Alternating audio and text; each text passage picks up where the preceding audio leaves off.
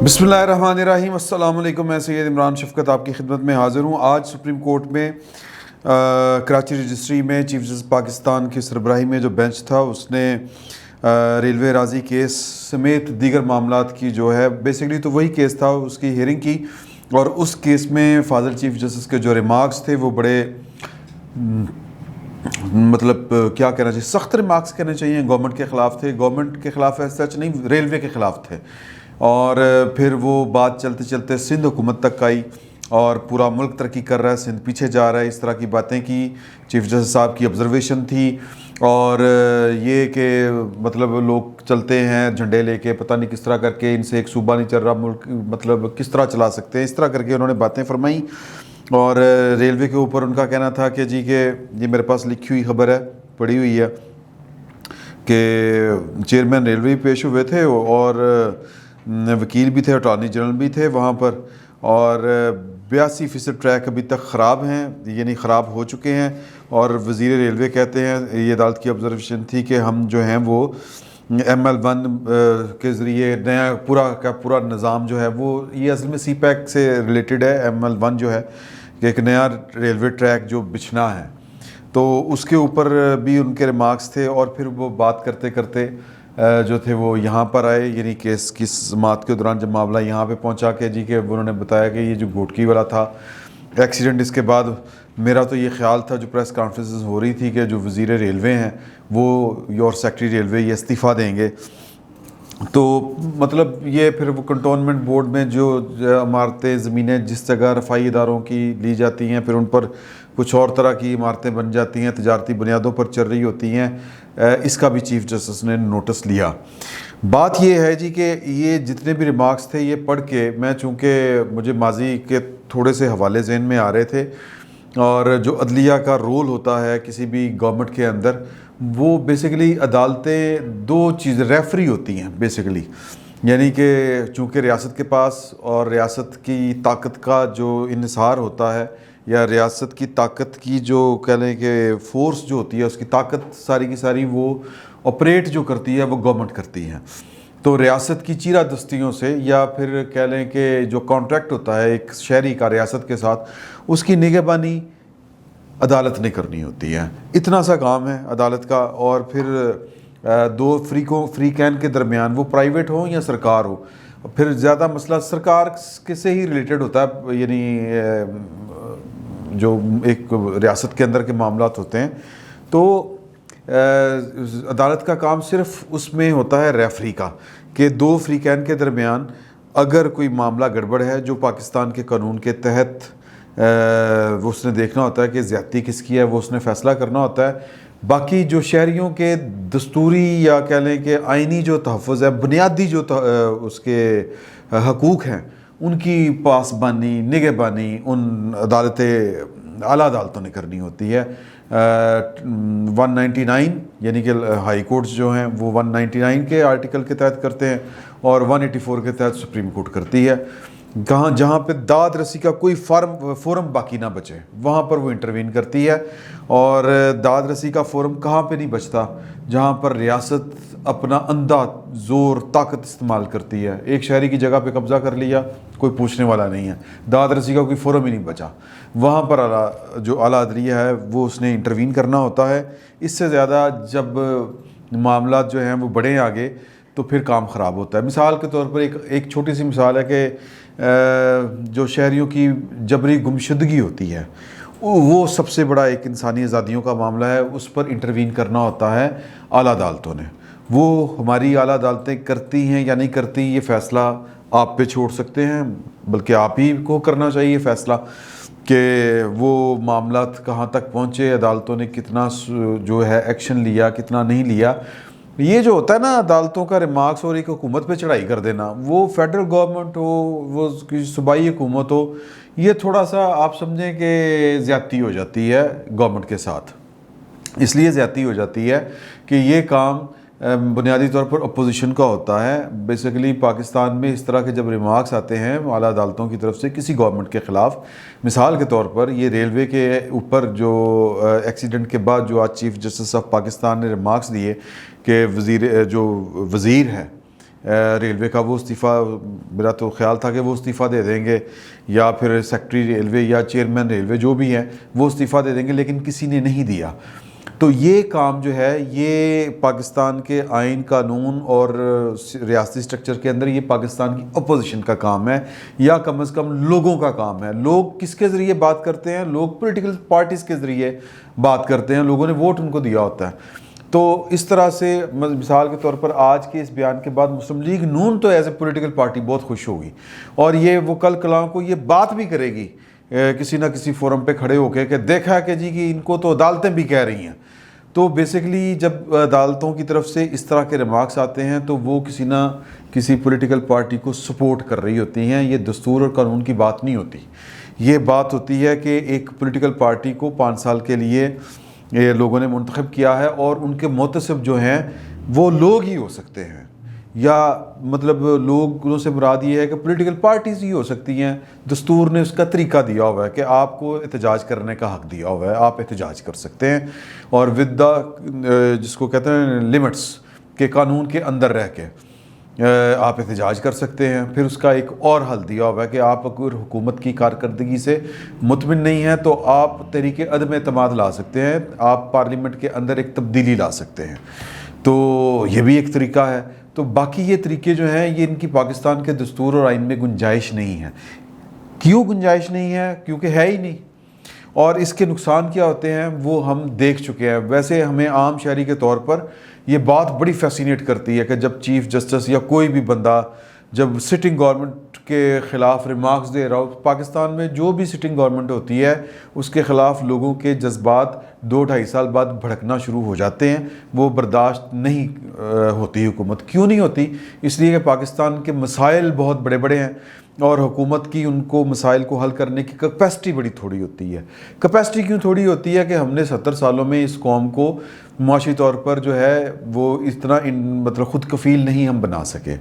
اس کی کوئی مطلب ماشاء اللہ لگے یا لوگ پولیٹیکل پارٹیاں جو تھیں ان کی سمتیں درست نہیں تھیں، اس کی کوئی بھی وجوہات ہو سکتی ہیں، جو بھی وجوہات ہیں بہرحال وجوہات ان کی ہیں۔ تو اگر اکنامکلی پاکستان سٹرانگ ہوتا، خود کفیل ہوتا، تو اس طرح کے مسائل نہیں ہونے تھے پاکستان کے۔ پھر لوگ ذرا صبر کر کے دیکھتے ہیں، چلتے ہیں۔ لوگوں کی جب روٹی پوری نہیں ہوتی، لوگوں کو جب بنیادی سہولتیں جو ہیں وہ جو دستور اور قانون میں لکھی ہیں وہ نہیں ملتی، تو پھر لوگوں کا صبر کا پیمانہ 2-2.5 سال بعد لبریز ہو جاتا ہے۔ تو آٹومیٹکلی لوگوں کے جذبات سٹنگ گورنمنٹ کے خلاف ہمیشہ سے بھڑکے ہوئے رہتے ہیں۔ تو جب کوئی بھی اس حکومت کے خلاف یا موجودہ یا جو گورنمنٹ ان سٹنگ ہوتی ہے تو اس کے خلاف کوئی بھی بات کرتا ہے، خصوصاً جب عدلیہ کی طرف سے بات آتی ہے، خصوصاً جب پاکستان کے جو سیکیورٹی کے ادارے ہیں ان کی طرف سے کوئی بات آتی ہے، نپے دلے الفاظ میں بے شک آئے، عدالتوں کا تو وہ نپے تلے انداز میں نہیں بات کرتی، وہ تو کھل کے بات کر دیتی ہیں، جیسے سندھ والے کرپشن کر رہے ہیں، کرپشن کا پیسہ جا رہا ہے، مطلب اس طرح کی باتیں جب کرتے ہیں تو پھر جو کہہ لیں کہ لوگوں کو تو بہت خوشی ہوتی ہے، ویری گڈ، لیکن اس کا نقصان ہوتا ہے۔ حضور اعلیٰ نقصان کیسے ہوتا ہے؟ ماضی قریب میں چلے جائیں ہم کہ ثاقب نثار صاحب کے پاس، ان کا ذرا دور ہم دیکھ لیں کہ ثاقب نثار صاحب جو تھے وہ اس وقت کی جو سٹنگ گورنمنٹ تھی اس کے ساتھ ان کا خدا واسطے کا بیر تو نہیں میں کہہ سکتا، لیکن ان کا معاملہ تھا کہ نواز شریف صاحب نے ان کو کے دور میں وہ اور آصف سعید کھوسہ صاحب یہ کنفرم نہیں ہو سکے تھے، تو ان کو 1-1 سال ان کو بطور ایڈیشنل جج کے کام کرنا پڑا تھا لاہور ہائی کورٹ میں۔ تو وہ جو خنس جس کو ہم کہتے ہیں وہ ان کے اندر موجود تھی، اور پھر وہ انہوں نے نکال کے باہر کی، مطلب نواز شریف صاحب کو پڑھنے پا دیا، نااہل بھی کر دیا۔ اب یہ فیصلہ جو ہے پاناما کیس والا فیصلہ، یہ جس طرح یہ بھٹو کیس ہے دوسرا، یہ متنازع ہی رہنا ہے، اور یہ پولیٹیکل فیصلے ہمیشہ متنازع رہتے ہیں۔ آپ مطلب یہ میں سمجھتا ہوں کہ یہ عدالتیں اپنی لمٹ سے باہر نکل کے یہ والے کام کرتی ہیں معذرت کے ساتھ۔ اگر نہ کرتی ہوتی تو آج تک بھٹو کا فیصلے کے اوپر جو ہے بھٹو کیس جو ہے وہ عدالتیں خود اس کو بطور نظیر لے رہی ہوتی، نہیں لیتی۔ کیوں نہیں لیتی؟ مطلب اس پہ پھر بڑی باتیں آ چکی ہیں، ہم دباؤ میں تھے، ہمارے ساتھ یہ ہو گیا، ہمارے ساتھ وہ ہو گیا۔ جن لوگوں نے یہ فیصلے دیے تھے انہوں نے پھر اپنے جرم کے اعترافات بھی کیے ہوئے ہیں، اگر میں یہ کہوں تو کوئی غلط بات نہیں ہوگی۔ تو ثاقب نثار صاحب نے اپنی خنس نکالی، نواز شریف صاحب کے متعلق اور پاناما کیس میں یا ویسے بھی ان کی حکومت کو مفلوج کر کے رکھ دیا. آصف سعید کھوسا صاحب سے لے کے ساغر نثار صاحب تک سب وہ تھے, وہ کیا رل گئی چوراں دے نال. تو وہ بہرحال ٹھیک ہے. نقصان یہ ہوا کہ چلتا ہوا نظام جو تھا وہ رکا. مطلب ہم جہاں جن حالوں میں ہیں ان میں آپ کو اس میں تھوڑا نہیں بہت زیادہ حصہ ان دو ججوں کا بھی ہے, چلو یوں کہہ لیتے ہیں.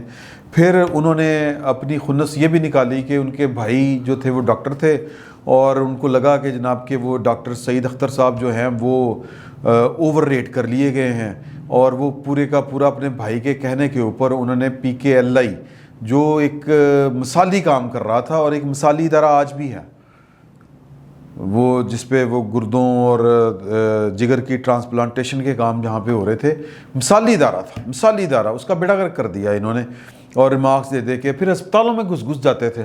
صرف کیا ہے کہ ان کا بھائی تھا, پتہ نہیں کیا ان کو الٹی سیدھی رپورٹیں دیتا رہتا تھا, تو وہ جناب اسپتالوں میں جاتے رہتے تھے.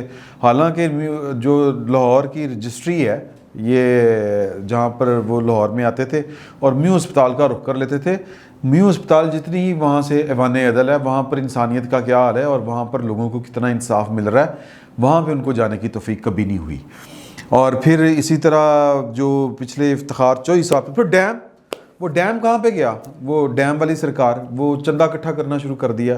یہ کام نہیں تھا چیف جسٹس پاکستان کا, اور ہم چونکہ وہ ہوتے ہیں قصیدہ گو قسم کی ہماری قوم ہے, حکومت بھی نہ رل گئی اور فوج بھی نہ رل گئی. جناب چندہ ڈیم فنڈ میں, چیف جسٹس کے ڈیم فنڈ میں چندہ جا رہا ہے, وہ کتنے ہے, مطلب کتنے گیا ڈیم چندوں سے بنتے ہیں. تو بہرحال یہ والا معاملہ ہوا. افتخار چوہی صاحب نے تو اخیر ہی کی ہوئی تھی, اخیر اس طرح سے کی ہوئی تھی کہ انہوں نے اس حکومت کو چلنے نہیں دیا. وزیر اعظم کے پاس اختیار ہوتا ہے تقرر اور تبادلے کا. اگر وزیر اعظم نے اپنی مرضی سے کوئی افسر نہیں تعینات کر سکنا تو اس نے حکومت کھے کرنی ہے. تو ان سے یعنی کہ سید یوسف رضا گیلانی سے افتخار چوہی صاحب نے تقرر اور تبادلے جو گریڈ 20 کے اوپر کے افسر ہیں ان سے وہ اختیار ہی چھین لیا تھا. وہ تو پھر افتخار چوہی صاحب جب رخصت ہوئے تب نواز شریف صاحب کی حکومت آئی تو سپریم کورٹ نے ایک CM پہ وہ اپنا فیصلہ واپس لیا کہ جی وزیر اعظم صاحب جو ہیں یہ ان کا اختیار ہے. اچھا, اب وزیر اعظم کا جو اختیار ہے, حکومت کی جو کارکردگی ہے, اس کو تو جج لوگوں نے کرنا ہے, اور لوگ بہتر جج ہیں. وہ ووٹ دیں گے نہیں دیں گے ان کی مرضی ہے. اگر ان کو حکومت کی 5 سال اچھے لگے تو اگلی دفعہ ووٹ دے دیں گے, نہیں لگیں گے تو چک کے باہر سٹ دیں گے. لیکن یہ حق ہمارے جو ادارے ہیں وہ لوگوں کو دینے کو تیار نہیں ہیں. تو یہ ایک بہرحال گڑبڑ ہے جس نے ہمارا نظام ہمیشہ تلپٹ کیے رکھا, چلنے نہیں دیا کبھی نظام کو. پھر افتخار چوہی صاحب نے, اگر آپ کو یاد ہوگا کہ ریڈکو کا ایک بڑا شوشہ اٹھا تھا کہ ہمارے جو سرکاری ملازمین ہیں انہوں نے, ان کو لگا کہ جناب کہ ریڈکو تو پاکستان کا سونا لوٹ کے لے کے جا رہی ہے, اور پھر یہ پروپیگنڈا کیا کہ جناب کہ بلوچستان میں تو اتنا سونا ہے کہ پاکستان کی نسلیں جو ہیں وہ بیٹھ کے کھائیں گی, شیخ ہو جائیں گی ساری کی ساری عربیوں کی طرح. تو امریکہ کو قرضہ دیا کریں گے, فرانس کو قرضہ دیا کریں گے. یہ تو جناب ایک لٹ مار مچ گئی ہے, پتہ نہیں وہ کس نے ٹھیکہ دیا, کیا وہ لٹ مار ہے, کتنے اربوں خربوں. افتخار چوہی صاحب نے ڈنڈا کر کے وہ جو تھی 100 موٹو لے کے وہ ریڈکو کا جو معاہدہ تھا وہ ختم کروایا. ریڈکو نہیں, ٹی دھیان کمپنی کا, وہ ویسے تو ریکوڈیک تھا کمپنی کا نام, تو اس کے ریکوڈیک پروجیکٹ تھا, اور جو ٹی دھیان کمپنی تھی, ٹی دھیان کمپنی نے انٹرنیشنل کورٹ آف جسٹس میں جا کے پاکستان کے ساتھ معاہدے کی خلاف ورزی کا کیس کیا اور $6 ارب کی ٹھکی ہے پاکستان کو. اب یہ افتخار چوہی صاحب کی میرا خیال ہے کہ نسلیں جو ہیں, اگر کوئی یہاں پر حکومت ہو چین ٹائپ کی, عمران خان صاحب کا وہ ہے نا کہ چین والا فارمولہ, تو وہ حکومت ہو تو وہ افتخار چوہی صاحب کو, میرا مطلب ہے کہ وصولی کرے ان سے, اور پھر ان کی نسلوں سے وصولی کرے. لیکن نہیں ہوگا, کیونکہ اس وقت افتخار چوہی صاحب ہمارے ہیرو ہوا کرتے تھے, وہ میڈیا کے بھی ہیرو تھے, عدلیہ کے تو خیر تھے ہی, وکلا کے ہیرو تھے, اور وہ کہہ لیں کہ سیکیورٹی اسٹیبلشمنٹ کے بھی ہیرو تھے, پتہ نہیں کس کس کے ہیرو تھے. اور جناب ہم نے ان کے اوپر کاٹھی ڈال کے, وہ نواز شریف صاحب ہوں یا اس وقت کے جنرل کیانی صاحب ہوں, ان کے اوپر کاٹھی ڈال کے ایک الیکٹڈ گورنمنٹ کو مفلوج کیے رکھا. پھر اس کے بعد کار کے کمپنی رینٹل جو تھا, وہ جہاز جو تھے وہ بھی مادہ کینسل کروایا, ڈنڈا دے کے کینسل کروایا, سنگیت 9 رکھ کے کینسل کرایا. نتیجہ کیا نکلا, 1.2 ارب ڈالر، 1.2 ارب ڈالر کا جرمانہ ہوا پاکستان کو۔ تو یہ مطلب جو ہوتے ہیں کہ جس کا کام اسی کو ساجے، یہ عدلیہ کا کام نہیں ہے۔ آج چیف جسٹس صاحب کہہ رہے تھے کہ وہ اپنا جو کیا کہتے ہیں کہ جی ریلوے کے وزیر کو استعفیٰ میں سمجھا تھا دے دیں گے، تو حضور اعلیٰ اگر کوئی بدتمیز سا بندہ وہاں پر بیٹھا ہوتا حکومت کا، وہ آپ کو کہہ دیتا کہ سر کہ وہ تو آپ بھی بے گناہ لوگوں کو فائز چڑھنے کے بعد جو ہیں وہ اپیلیں جو ہیں وہ سنتے ہیں، تو پھر ایکسکیوز بھی کرتے ہیں کہ یہ بڑا ظلم ہو گیا، تو وہ آپ سے کہہ دیتا کہ جناب کی انصاف کے معیار بڑے اچھے ہیں، تو پھر کیا ہوتا؟ تو مطلب یہ ہے کہ عدلیہ جو ہے وہ کہتے ہیں باریک دھاگے پہ چلنے والا کام ہوتا ہے۔ اس طرح کے جو پبلک امپورٹنس والے کیس ہوتے ہیں، حکومتوں کو اوپر جو ہے وہ کا ناقد نہیں بننا چاہیے عدلیہ کو، صرف جو معاملہ قانون کے مطابق ہے یا نہیں اس کا جائزہ لینا چاہیے۔